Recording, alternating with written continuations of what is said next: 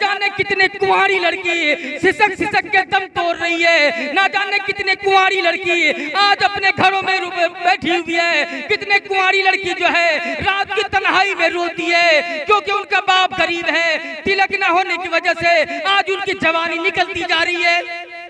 कोई समाज, कोई मुखिया सरपंच उनको देखने वाला नहीं, कोई पूछने वाला नहीं, साहब जी तुम्हारी जवान जवान लड़की पड़ी है, क्या तुम्हारी लड़की की शादी हो गई, क्यों नहीं शादी हो रही, समाज मिलकर के शादी करा दे। आज इस पर कोई बहस करने वाला नहीं, इस पर कोई बोलने वाला नहीं। खुदा की कसम कल आपसे इनका भी हिसाब लिया जाएगा, उन गरीबों के बारे में पूछा जाएगा। आप तो आलीशान महल में रहते थे, आलीशान बंगले में रहते थे, अपने घर में जो है बेहतरीन टाइल्स लगाए हुए थे, मार्बल लगाए हुए थे। आपके पड़ोस में एक गरीब लड़की थी, जवान लड़की थी, हुस्न बलूगत को पहुंच चुकी थी, उनकी जवानी खत्म हो गई, पैसा ना होने की वजह से, रुपया ना होने की वजह से आज यूं कुंवारी बैठी रही, तो उनके पीछे खर्च क्यों नहीं किए। दोस्तों, किसी गरीब बाप को अगर 2-3 बेटी होती है ना, तो गरीब बाप से जब तिलक मांगता है तो गरीब बाप रात की तन्हाई में खुदा से शिकायत करता है। रात की तन्हाई में वो गरीब बाप अल्लाह से शिकायत करता है, किसी से कर सकता है ही नहीं, लेकिन गरीब बाप खुदा से, प्रभु से प्रार्थना करता है कि किसी को बीमार तो गरीबी न दे, किसी को बीमार तो गरीबी न दे, गरीबी अगर दे तो बेटी न दे, कि किसी को बीमार एक गरीबी न दे। दोस्तों, कोई शिकायत किसी से कर ही नहीं सकता है, खुदा से शिकायत करता है। इसलिए समाज में अगर ऐसे कुंवारी लड़की जवान पड़ी हो किसी गरीब की, तो सभी भाई की जरूरत है उनको जो है, चाहे रमजान के मौके पर सदका, ज़कात, फितरा का ही रकम क्यों ना हो या उशरा का रकम ही क्यों ना हो, आज सब मिल करके इकट्ठा करके आज उनकी शादी कराने की कोशिश करें। चाहे समाज में किसी बिरादरी के लोग हो, ऐसा नहीं हिंदू बगल में नहीं, समाज में किसी भी लड़की की शादी हो, आप उन लोग पर जो है बिल्कुल जो है ध्यान रखें, उनकी शादी कराएं। अगर आप अच्छे नेक काम करके जाएंगे इस सरजमीन से, कल वहां बदला मिलेगा। कल कब्र में, कब्र के अंदर में आपके जो है, आपका जो है कब्र रोशनी की तरह चमकेगा, एक शादी की वजह से। कहता है कि यहाँ अगर हज करने के लिए यहाँ से 4 लाख खर्च करके जाएंगे, अगर आपके माँ बाप यहाँ रोएंगे, आपके रिश्तेदार पड़ोसी रोएंगे, अगर पड़ोसी में कुंवारी लड़की जवान पड़ी है, आपकी हज कबूल नहीं होगी। इसलिए आप हज यहाँ कमाइए, माँ बाप के कदमों के नीचे हज है, आप यहाँ काम कीजिए। दोस्तों, जैसा करके जाएंगे वैसा बदला मिलेगा। कुरान पाक की मुकद्दस आयत है, कुरान कहता है कुल इन्नल मौत अल्लज़ी तफिरून मिन्हु व इन्नहु मुलाक़ीकुम सुम्मा तुरद्दून इला आलिमिल ग़ैबि वश्शहादति फयुनब्बिउकुम बिमा कुंतुम तअमलून। कोई नहीं बचेगा, अमीर हो या गरीब हो, कितना बड़ा पैसा वाला बन जाए, कोई बच ही नहीं सकता।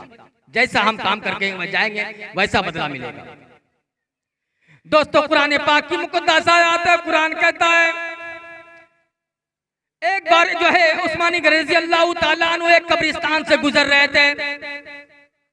जब भी गुजरते थे उस्मानी गनी रज़ी अल्लाह ताला अन्हु कब्र से, कब्रिस्तान से, तो कब्र को देखकर इतना रोते थे, इतना रोते थे, उनका कपड़ा भीग जाता था।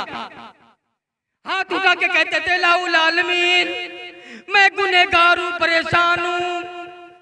कुरान कहता है कब्र जो है पहली मंजिल है, अगर इससे निजात मिल जाती है तो बाद की मंजिल आसान है। तमाम लोगों को कब्र की मंजिल से आसान फरमा, कब्र की मंजिल आसान फरमा, पुलसरात का रास्ता आसान फरमा। रोते थे। एक साहब कहने लगे कि उस्मानी गनी रज़ी अल्लाह ताला अन्हु, आपको जब भी देखता हूँ कब्रिस्तान से गुजरते हैं, आपके आंसू आंखों में आंसू जारी हो जाता है, आप बहुत रोते हैं, क्या बात है। उस्मानी गनी रज़ी अल्लाह ताला अन्हु कहने लगे कब्र आखिरत की मंजिलों में सबसे पहली मंजिल है, अगर इससे निजात मिल जाती है ना जाने बाद की मंजिल आसान होगी, अगर इससे निजात न मिली तो बाद की मंजिल और भी ज्यादा सख्त होंगे। अगर ये मंजिल आसान हो जाएगी तो आपकी सारी के सारी रास्ते खुल जाएंगे, सारी मंजिल आसान हो जाएगी। अगर इससे निजात न मिली तो बाद की मंजिल और भी ज्यादा सख्त होंगे। एक चाचा कब्रिस्तान गया, कोई साहब मर गया था, कब्रिस्तान जैसे गया, कब्र में 2 कुदाली मारा कब्र खोदने के लिए, तो वहां एक इंसान को खोपड़ी मिला। खोपड़ी मिला, उस खोपड़ी को अंदर वो बंदा उठाया, नमाजी बंदा था, पढ़ा लिखा था, अरबी जानता था। उस खोपड़ी पे अरबी में लिखा हुआ था कुछ हुआ है कुछ बाकी है। क्या लिखा था? इस बात को याद कर लीजिए। उस खोपड़ी पे लिखा हुआ था कुछ हुआ है कुछ बाकी है। वो बंदा सोचने लगा भाई आखिर क्या हुआ है और क्या बाकी बचा हुआ है, जरा मैं भी देख लूं आज। वो बढ़िया से गमछा में लपेट करके उधर रख दिया, कब्र को खोद करके डायरेक्ट घर आया। घर में अलमारी खोला, अलमारी खोलने के बाद उस अलमारी के अंदर में बढ़िया से लाल कपड़ा में रख दिया। जब भी बंदा सुबह उठता था अलमारी खोल के देखता था उसमें क्या हुआ है, कुछ हुआ कि नहीं। जब भी देखा वही लिखा आ रहा है कुछ हुआ है कुछ बाकी है, कुछ होना बाकी है।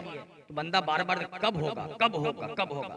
उसकी बीवी देखने लगी, कहने लगी आखिर क्या बात है, कुछ पर्सनली बात तो नहीं हो रही है।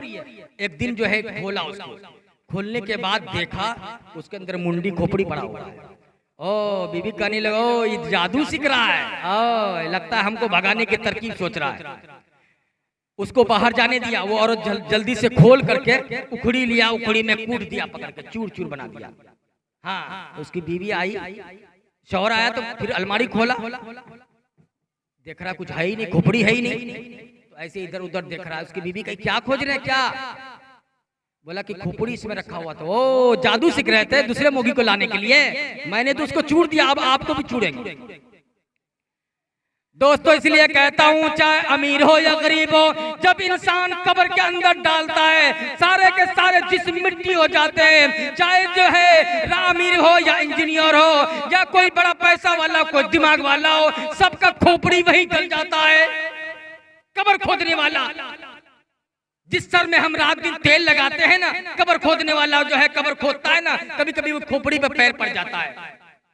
कब्र जो खोपड़ी खाता है, कल तक तो ये बंदा सर में तेल लगाया करता था, बढ़िया बढ़िया किस्म किस्म का तेल लगाया करता था। आज बताओ तुम्हारे खोपड़ी में बंदे ने जो है पैर रखा है। इसलिए अपनी शरीर पर अपनी ताकत पे कभी इंसान को गुमान नहीं करना चाहिए। दोस्तों कुरान पाक की मुकद्दस आयत है, जब इस बंदा इस दुनिया से चले जाएंगे, जब मर जाएंगे तो एक अजीब सा माजरा होगा।